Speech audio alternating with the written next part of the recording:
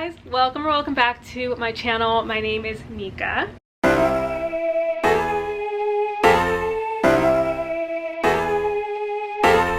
So I haven't done a wrap-up on this channel in a very long time, let's just say that. I don't personally like doing monthly wrap-ups just because a lot of the time I would push myself to read like a set amount of books every single month, and it would just throw me off so much. It would make me not want to read. It just took the enjoyment out of reading. So I decided to just compile up wrap-ups and do long videos like these where I just tell you all of my general thoughts of the books that I read in the most recent months.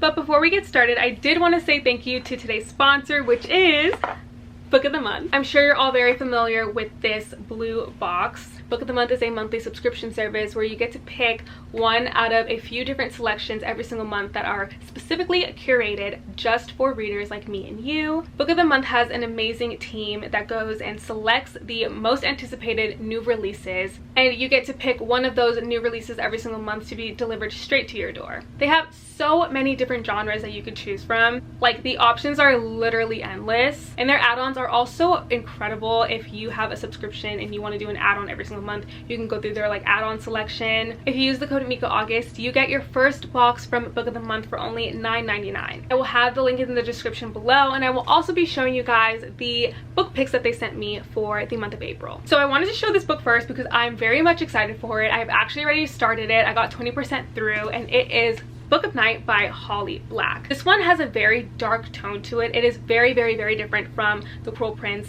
and her other books that she's written in the past, but I do love how different the concept is and how dark the concept is. I think this is a really good spooky season type of read, and there's just a lot of sinister stuff that goes on in this book, and I was really enjoying it. It definitely didn't have as much romance as I thought it was going to, but I think that I will still enjoy this book. So I'm really excited that I now have a Book of the Month edition as well. Next up, we have Darling Girl, and this is actually a Peter Pan retelling. Then we have Take My Hand by Dolan Perkins Valdez. We have The Hacienda by Isabel Ganas. Breathless, and this is by Amy McCulloch. Part of Your World by Abby Jimenez. And then Yerba Buena by Nina LaCour. So these are the book picks that Book of the Month sent over to me. If any of these sounded interesting to you, make sure you use my code MikaAugust and the link down below in my description in order to get your first box from them for only $9.99. Thank you so much to Book of the Month for sponsoring today's video, and let's get into the 28 books I've read so far this year. Okay, so I've definitely read a very interesting mix of books and different genres.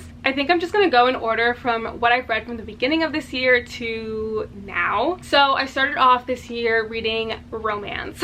I read 2 books in the 21 Wall Street series by Lauren Lane. The first book was Hot Asset. I gave that book 3 out of 5 stars. To be honest, I just read the description and I literally do not remember a single thing from that book, which I think is very telling, and I should probably give it a lower rating, which I hate to start the video off in such a like negative way. But yeah, the book just wasn't anything special. It was about this guy named Ian who is like this hotshot finance guy, and then we have Laura who is kind of working in the white-collar crime part of the government on her way up to becoming an FBI agent, and she is sent to investigate Ian because he is suspected to be a part of some insider trading going on in his company. Laura taking down Ian will literally be her ticket into the FBI, so she very much is doing everything in her power to prove that he is not innocent. Of course, lines get blurred and romance heats up. I gave it 3 out of 5 stars.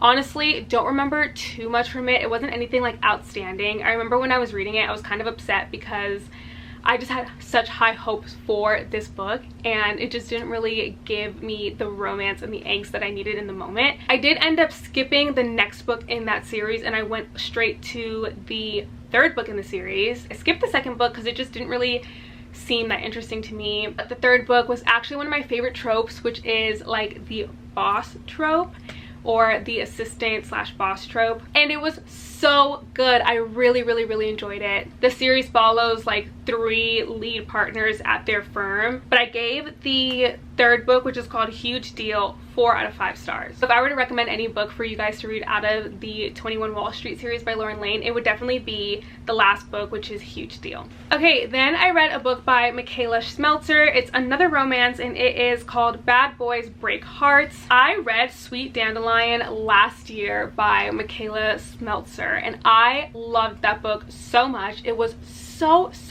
good. So again, I had high hopes for Bad Boys Break Hearts, and I did really enjoy this one. Not as much as I enjoyed Sweet Dandelion, but I gave Bad Boys Break Hearts 4 out of 5 stars. So I guess the tropes in this book would be childhood best friends to strangers to enemies to lovers. It was very angsty, and I absolutely adored the main character. If you like a good bully romance, you will enjoy that one. It wasn't like a hardcore bully romance, like it wasn't dark romance or anything like that, but it definitely is still considered a bully romance. The next book that I read was White Hot Kiss by Jennifer L. Armentrout, and I am mad that y'all didn't tell me about this book sooner. It's from her Dark Element series, and it is like YA teetering the line of new adult. It has a lot of the tropes that were very popular when, you know, paranormal YA fantasy was on the come up.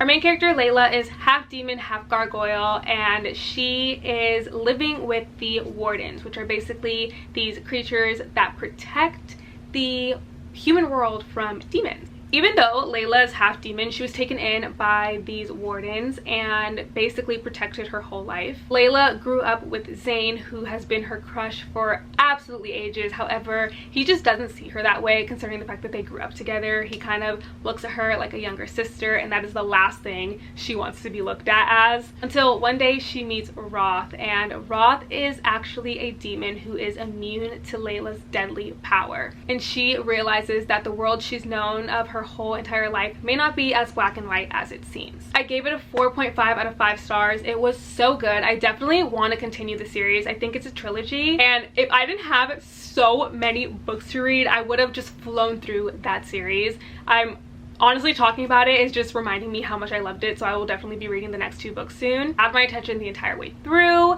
Like, I was invested in all the characters. The romance was top notch.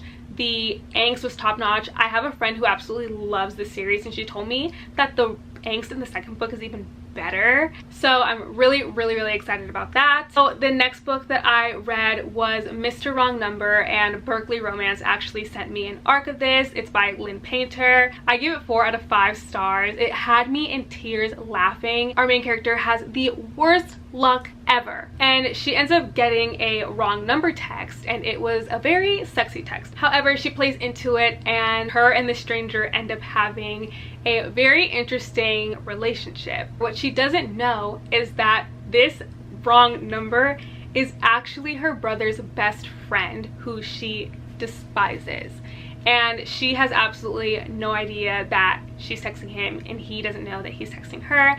And yeah, it's just such a good time. I really enjoyed this one. I love when I'm able to laugh my ass off while I'm reading a book. Like, if I'm genuinely laughing out loud, that says a lot. So this is where we kind of start to move into fantasy territory, because the next book that I read was Realmbreaker by Victoria Aveyard. I had been reading this book for quite some time. I got the arc of it. When did this come out? I don't know. I got the arc of it a while ago, and I was reading the arc, and then I stopped reading it. I got halfway through the book and I stopped reading it, and then months went by and I just never picked it up again. And then randomly at the beginning of the year, I was like, I need to finish books in series that I'm in the middle of. So considering that this is one of the bigger books that I was in the middle of, I was like, you know what, I'm just gonna finish it. And I did, and it put me in a reading slump. I gave this book 3 out of 5 stars because even though I did enjoy the story, and I probably will continue reading the next few books in the series, I just don't think it needed to be this long. We have multiple POVs in this book, and although the premise is very interesting, I just found myself really bored with some of the POVs. I feel like this could have very easily have been an adult book, but I think that Victoria Aveyard might have been a little bit scared to move into that territory, considering how well the Red Queen did.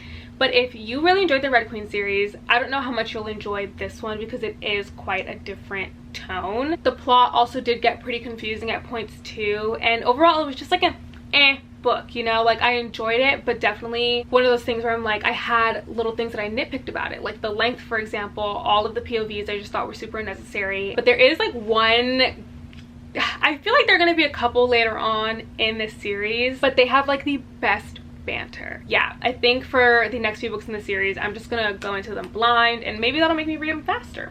I don't know, we'll see. Then I read a book for a video on my channel. If you haven't seen it already, I will link it up here, but it was a reading a random book off of my bookshelf challenge, and the book that I ended up picking was To Kill a Kingdom by Alexandra Christo. And I was really nervous to read this because I had heard such mixed things about it, but I ended up loving this book. It is a dark Little Mermaid retelling, and our main character basically collects the hearts of princes, and she is sent on one last quest to collect a prince's heart without her siren magic and her siren powers. So she's basically sent to land, and yeah, kind of has to just seduce this prince, but they end up falling in love, and it's so good. Like, I genuinely really like this. I think if you want like a really quick fantasy to read, it was super short, this would be really good. I started it a few years ago. I actually read the first few chapters, I want to say maybe back in like 2019, and I didn't like it. I kind of just like wrote it off. I had it on my shelves for so long, and I was like, I don't know if I'm ever gonna read it. And the amount of times I almost got rid of this book too, but I'm happy I, you know, just gave it some time, picked it up again, and pushed through. I was swooning, I was sighing, I was having the time of my life while reading this. So the next book that we have is A Court of Silver Flames by Sarah J. Maas. I have some thoughts about this book, that's for sure. Definitely not my favorite Sarah J. Maas book. I know that people say like this is the best book that Sarah J. Maas has ever written, and I don't agree with that statement. It's personally, to me, not the best book that she's ever written. If you didn't already know, this is Nesta's book in the A Court of Thorns and Roses series. And if you also don't know, I am not a huge Nesta fan. I'm sure you know this by now. I've made that very clear on my channel. I will say reading Nesta's book did give me a little bit more insight into how she is and why she's the way she is. But for me, I think what really fell flat was the fact that I wasn't really used to reading from Nesta and Cassian's point of view, and Cassian's chapters fell so flat for me. I was so bored while reading his chapters, and it really upset me because like he's literally one of my favorite characters in this series. So the fact that him getting his own book with Nesta kind of just like took away from his personality to me was really upsetting. There's so much that happens in this book. I don't want to spoil anything, obviously, for those of you who have not read it, but Nesta's character progression is also something that was kind of strange to me. I did find myself finding her more likable as I continued reading, but there's just like this one part that really pissed me off, and it was close to like the end of the book, so it kind of threw me for a whirl because I was like, oh, I thought your character was doing so much better, and then this happened. So it kind of just erased everything that we had worked towards the entire book. But overall, I did enjoy the story. I think I read this in like 2 days. I read it so fast. Look at how big it is. I don't even know how I did it. But the next book that I read was House of Sky and Breath by Sarah J. Maas. This is the second book in the Crescent City series. Also a huge book. I literally read these two books back to back. I found so many of my favorite characters in this book now. There's a relationship in here between Rune and this person named Agent Day, which was the highlight of the entire book. I was looking forward to their chapters so much. Like, I genuinely think they were the highlight of the book for me. And then obviously Bryce and Hunt, loved them so much. I will say, again, I don't think this book needed to be that long. I think, and there's also a character in here, Therion, who gets his own POV, and he didn't need one because, again, I liked him better as a secondary character, and I think that's okay. I think it's okay to leave secondary characters as secondary characters. Not every single character in a book needs a POV, in my opinion. His chapters were just like one of my least favorites, and I feel like not much happened in his chapters.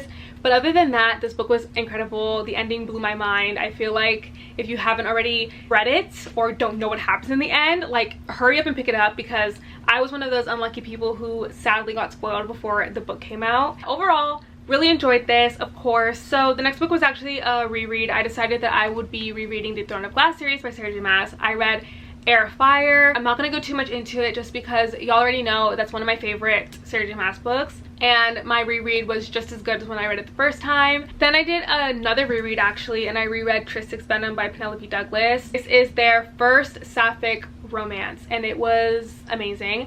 I read it for the first time last year, June-ish, literally the day it came out. Read it, ate it up. It was amazing.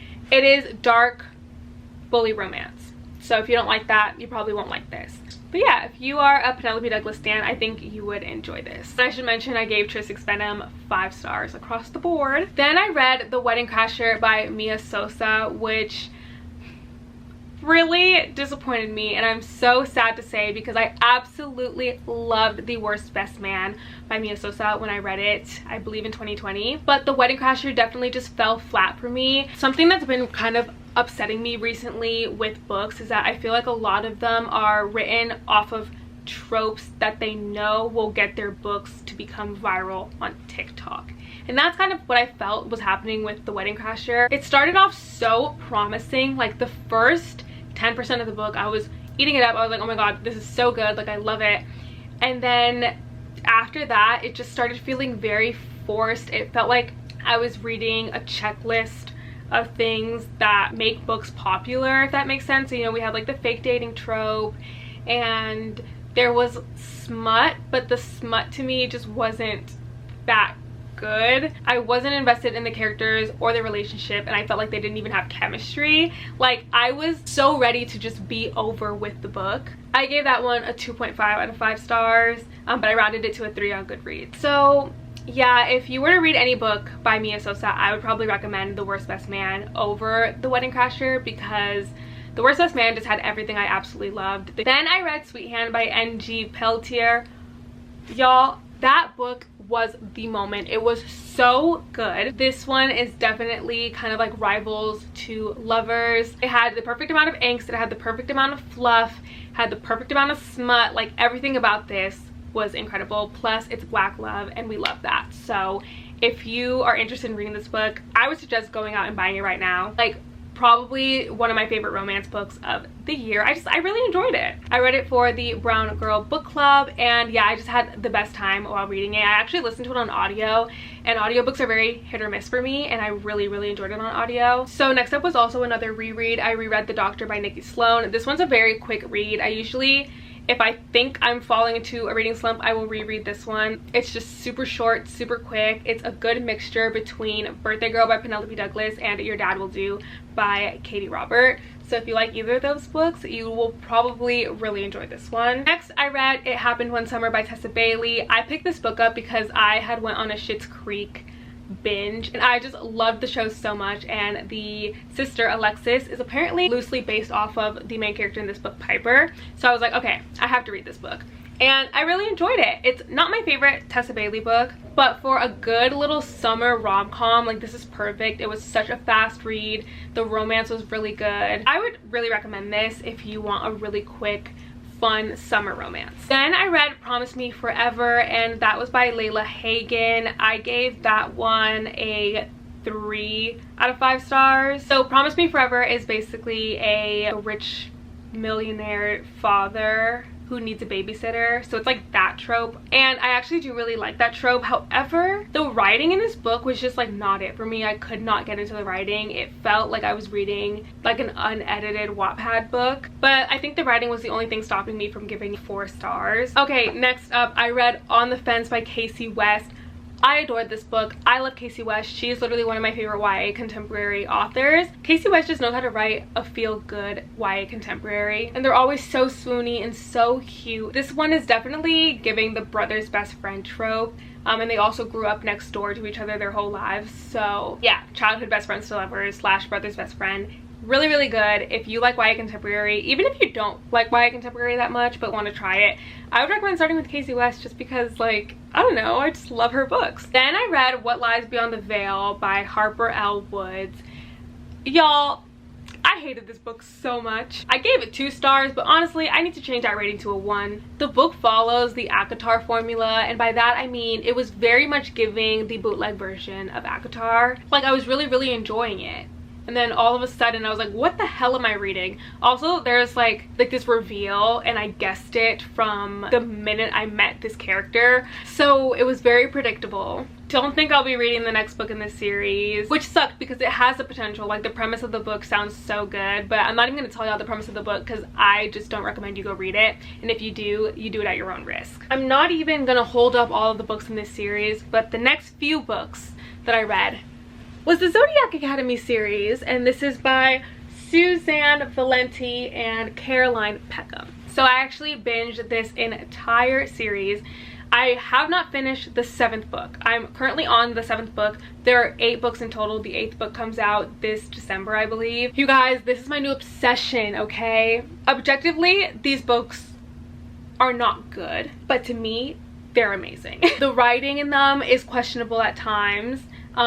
The dialogue is also very questionable at times. The romance hits. Like, every single ship in this book is a hit. To read this series and enjoy it, you definitely just have to go into it with like the tiniest bit of expectations you possibly can go into a book with. Some of the stuff that happens is just so ridiculous, and you're kind of like, what is going on? But it's just so good. And yeah, I had the absolute best time reading it. It put me through a lot. I will say that. No one like talks about it, but this series put me through so much, like emotional trauma to the max. I've given almost every book in the series like a 4 or a 5 star. This is not something that I would read if like you are a very critical reader or you don't like bully romance, because it is a dark bully romance, so that's another huge thing. I know a lot of people go into this series and they think that like it's just gonna be like a regular fantasy series, and it's not. Oh, and also Blue Lands. If you've read this series, let me know what your favorite ship is. Mine is Blue Lands. They're literally my everything. It's just immaculate. Then I read Blame It on the Vodka by Fiona Cole. I got sent this arc. It was about these 2 best friends who go to Vegas to party it up for their friends like bachelor and bachelorette party, and Raylan and Austin, who are the 2 main characters, end up getting married in Vegas, and it is like a entire shit show. Because of Raylan's influential family, they actually have to end up pretending that the marriage was intended and that it wasn't just some like random Vegas party thing. So I guess it's kind of like a marriage of convenience, and I did really enjoy it. I gave it 4 out of 5 stars. It was really short. It was a very quick read. So the next book that I read was Sunkissed by Casey West. I was kind of slightly disappointed with this book. I did enjoy it because, again, I love Casey West. This is her most recent book to come out, and I gave it a 3 out of 5 stars. There were just like little tiny problems I had with the main character and some of the decisions that she would make in this book. And sometimes I have to remember that this is a YA novel, so these are like teenagers. I think the main character is like 17-ish in the book, so she's like on the older verge of being a teenager. But like sometimes her decisions, I was like, girl, what are you doing? But then I'm like thinking back to, I'm like, when I was 17, I probably would have done the exact same thing. But out of all of Casey West's books that I've read so far, this one would probably be my least favorite, because I've read some really good ones by her. But I will say that this is a very good summer romance, so if you like YA and you need a good summer romance, I would recommend this one. And I'm currently in the middle of 2 different books. I am in the middle of Something Wilder by Christina Lauren, which I so graciously got sent the arc from Gallery Books. They sent me an e-arc on NetGalley, and I'm very much enjoying it. It is such a cute story so far. I believe it's out already, so you can go get it in stores, but it's a second chance romance, and I absolutely love second chance romances. Definitely looking like it's gonna be a 4 or a 5 stars, so I cannot wait to finish it and then update you guys, probably on my Instagram and my Twitter. And then I'm also reading The Favor by Suzanne Wright. This is a marriage of convenience book that literally all of my friends have been telling me to read, and I didn't even realize how popular it was was until I posted about it, and my friends were like, girl, you haven't read this book yet, like what are you doing? Those were all of the books that I have read so far this year, plus a few that I'm currently in the middle of, and I hope you guys enjoyed this video. I hope you guys got some recommendations. If you read any of these books, please let me know what you think about them down below in the comments so we can chat about it. And if you've made it to this point in the video, make sure you leave a pink heart emoji down below in the comments. Don't forget to check out Book of the Month. You can use my code MikaAugust and the link in my description in order to get your first book for only $9.99. Thank you all so much for watching. I will see you all in my next video. Mwah. Bye. East and the west, I'm racking up on my breath. Power on me, I'm feeling just like a Tesla. Too much tree, the smoke is making my chest hurt. Girl on me, I'm thinking I should've rest her. Hey, I'm thinking I should've rest all night long. She putting me to the test. Got a lot on, I'm trying to take out the rest.